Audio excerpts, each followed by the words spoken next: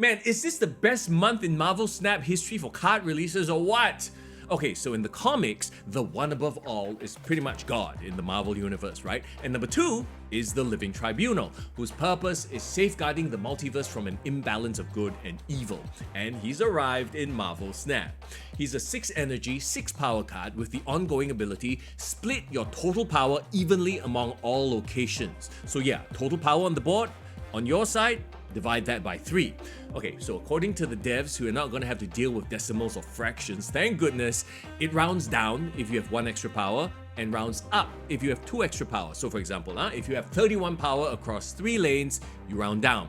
Then you get 10 per lane. If you have 32 power across 3 lanes, you round up and you get 11 power per lane. Make sense? 2 plus 2 is 4, minus 1, that's 3, quick maths. Also, his ability splits other ongoing effects like Claw or Mr. Fantastic. You know, he's an interesting card to say the least, in a month filled with very unique cards.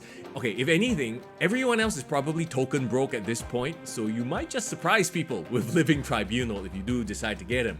Okay, he spreads power wide, so you're gonna be able to reach those unplayable locations like Sanctum or Flooded Lane. That's a good thing. What about lanes that give you more power? He's gonna love that, right? Shuri's Lab, Mojo World. You know what? I kinda like him in a control deck, but here's his biggest problem. He divides power up evenly across 3 lanes. And look, in Snap, the goal is to just win 2. You don't need to win all 3. So you need to be putting out really big numbers on the board or restrict your opponent from putting out numbers on the board in order to win. All I do is win, no matter what. So for me, it's control and toss junk on their side before splitting up your power. That is one idea.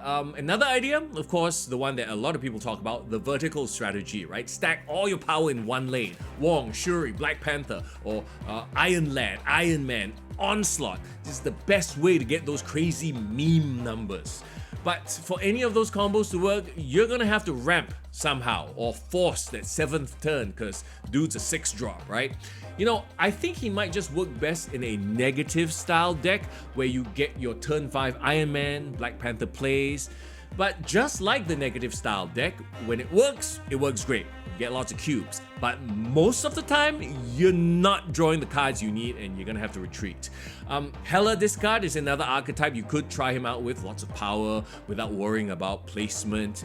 You could cheat him out early, but he's really a card best left as a surprise, right? Like, his ability is ongoing, so if he gets played early, he could get shut down by Enchantress, Rogue, or copied by Super Skrull. So really, Living Tribunal seems like a card that might be good to have in certain situations, but not your main focus in a deck.